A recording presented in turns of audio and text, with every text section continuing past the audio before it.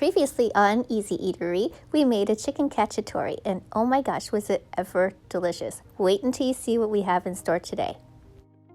Today, we're making French onion soup. So good.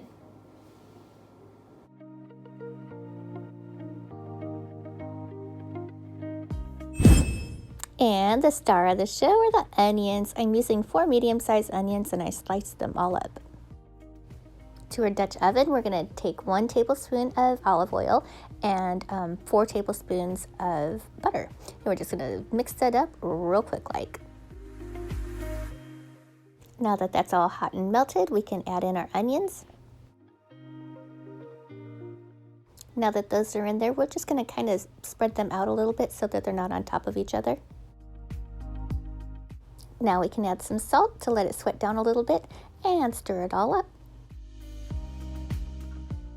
Once we have the butter and the oil all combined with the salt and the onions, we can cover it up and let it hang out there for quite a while actually.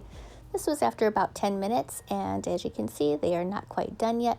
So I'm going to go ahead and put that lid back on there and let it hang out there. I'm going to keep checking it every 10 minutes or so. By the way, I have this on low heat, just so you know. And it did take me about 45 minutes to get it to look like this, where they're all nice and caramelized. Now let's add in about a tablespoon of flour, and we're going to mix that around. We're going to mix it up for about a minute or so until we get that floury taste out of it. While that flour is cooking down, let's go ahead and start scraping off all of our sides and our bottoms and get all those nice little chunky bits off. All right, now it is time to add in our wine. So you can use sherry here if you'd like, but remember, whatever you put in here for alcohol is something that you're going to want to drink. So, hey, I highly recommend having it along with your meal. So that's just my 2 cents. And then we want to reduce that down just a little bit.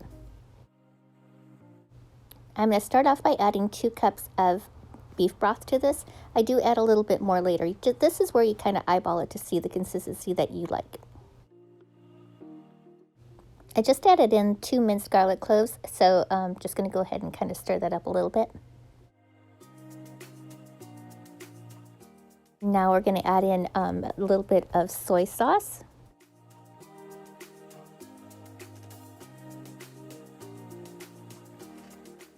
And a little bit of that Worcestershire sauce. This is where I was eyeballing it and I noticed that it does need a little bit more broth, so I went ahead and added in about another cup or so.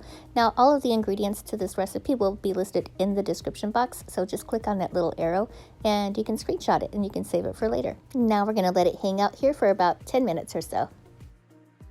Now we're going to start on the topping of our soup. So I chopped up a little bit of shredded Grueyer, and there was 1 piece hanging out there that didn't get shredded all the way, so I had to eat it. And we're going to go ahead and slice up our baguette. Now I didn't show this part, but I topped it with a little bit of olive oil, just the bread, and I put it in the air fryer until it was nice and toasty. Now it is time to start assembling everything, so we're just going to go ahead, and I just used a big old mug. I don't have one of those fancy ones with the soup mugs with the little handles on it. That's going to be on my Amazon wish list. So just going to go ahead and plate that up, and then we're going to take our little piece of toast, and I'm going to put all 3 of those right in there because, oh my goodness, does that ever taste delicious in this recipe.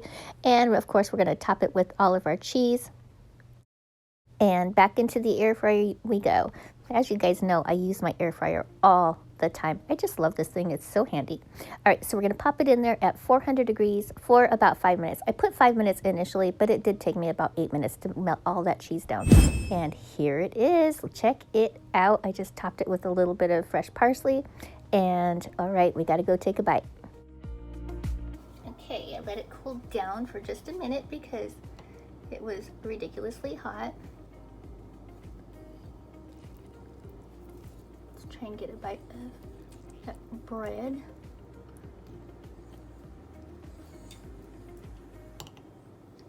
Okay. Still really hot. See all that steam? All right. I'm going to be daring though. Think so. Think I'm going to be daring.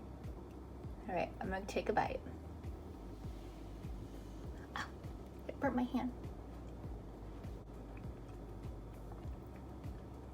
Oh my gosh, you guys, this is so amazing.